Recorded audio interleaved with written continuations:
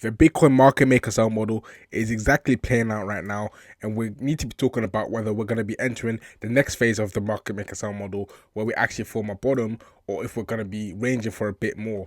But of course, if you look at that imminent short term, you can see that Bitcoin history is repeating, and we've actually had a deviation of the top side of the range, and we're moving towards the downside again. So the question remains, are we going to be seeing this leg down towards the downside after losing this upwards trendline support level, or are we going to be moving back towards the upside after we test the support level? So I have a lot of charts and I have a lot of data pieces that we're going to be covering in today's video. We're also going to be looking at the news, and we're going to be seeing what the implications of these headlines are for the markets and what's likely to be happening in that longer time frame. So with that being said, let's not waste any more time. Let's get straight away in towards this banger.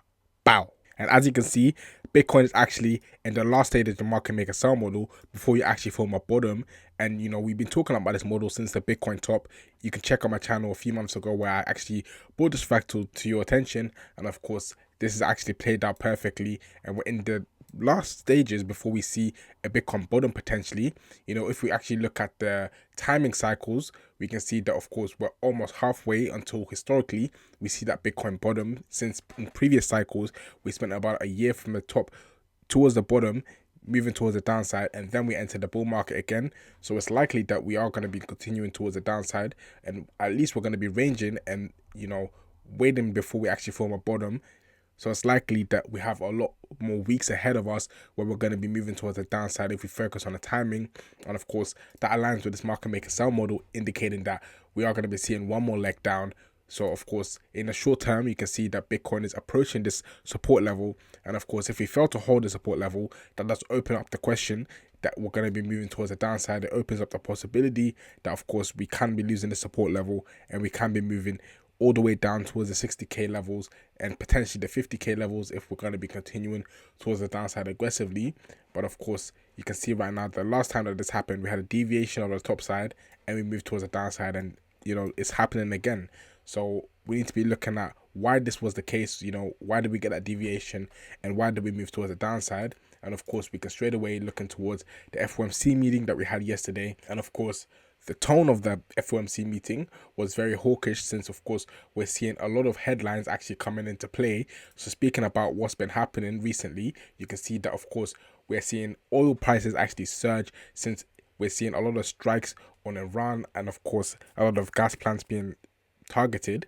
So of course this actually leads to supply issues, since of course the transport of oil is now going to be halted, and we're going to be seeing the oil prices actually surge, since we're seeing oil not being able to be transported as easily, lowering the supply, and of course that leads to the price actually surging.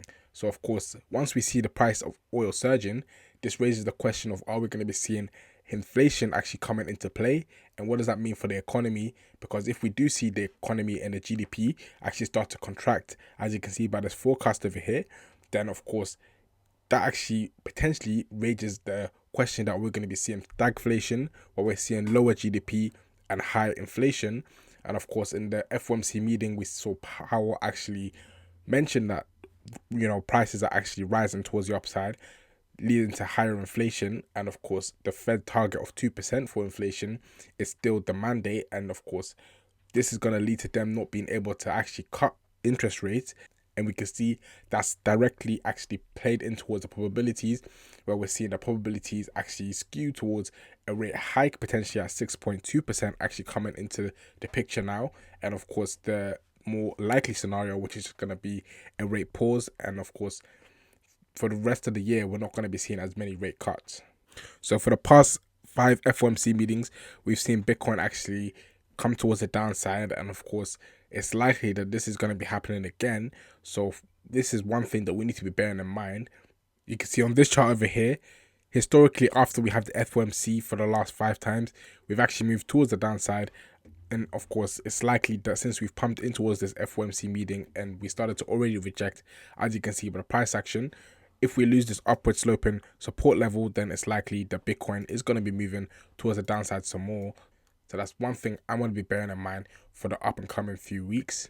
But yeah, you can look in towards this key level over here, which was previous resistance in 2024, which turned into a support in 2025, and now in 2026, it's acting as resistance again. So of course, if we fail to break above $80,000, it's likely that Bitcoin is going to be moving towards the downside for a second leg down in this market maker sell model before we actually form a bottom.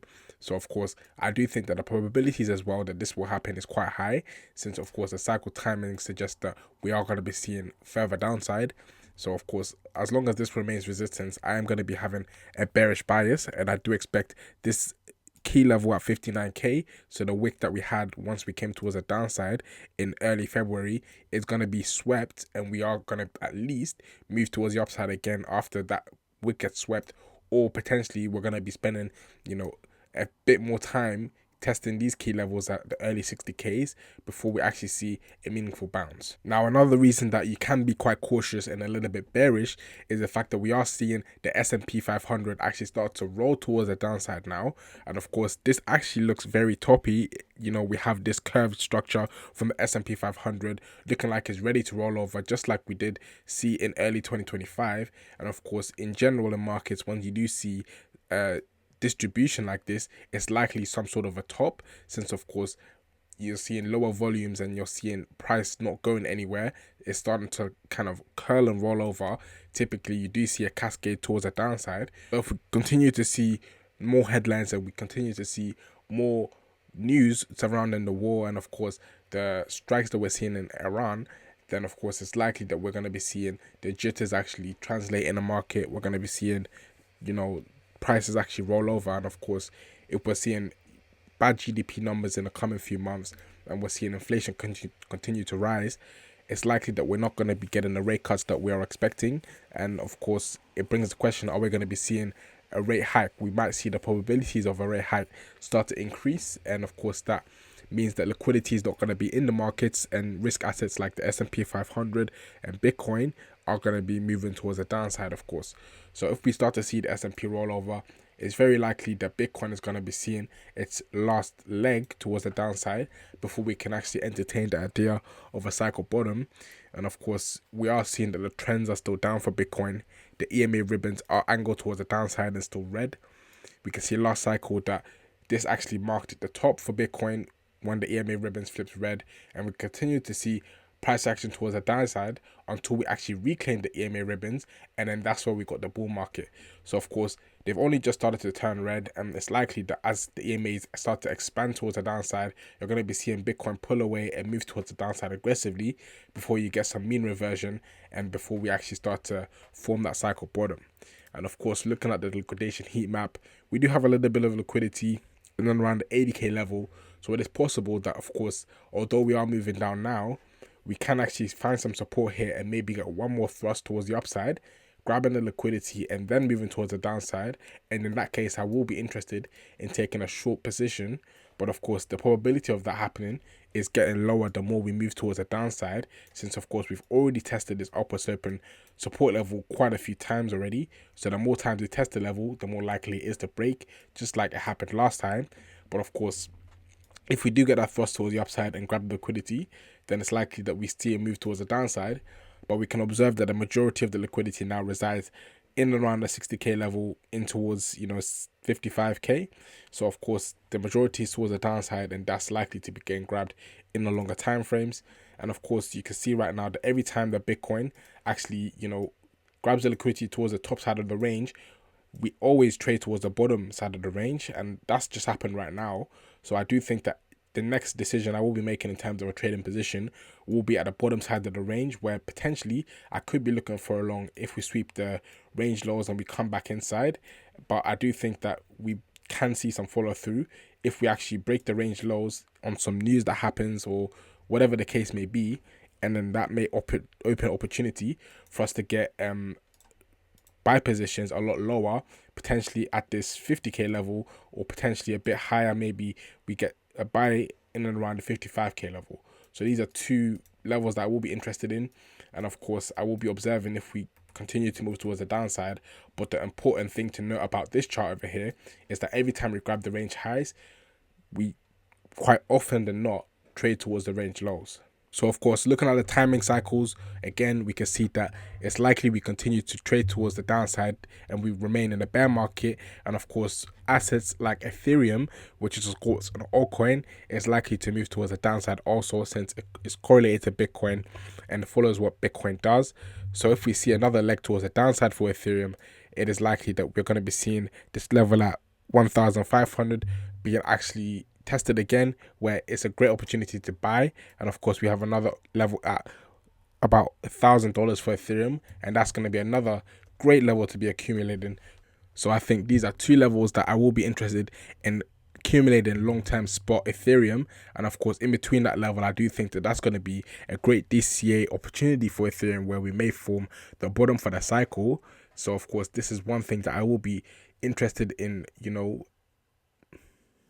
So of course, this is one thing that I will be mentioning for Ethereum. But of course, right now we are in no man's land. We're not really at the, bottom of this range right here. So it is one thing that I'm going to be waiting for, that move towards the downside for Ethereum, where I do think it's going to be a great opportunity to be accumulating quite cheap. And again, looking at the liquidation heat map for Ethereum, most of the topside liquidity has been grabbed, and the majority actually resides below us from $2,000 and downwards.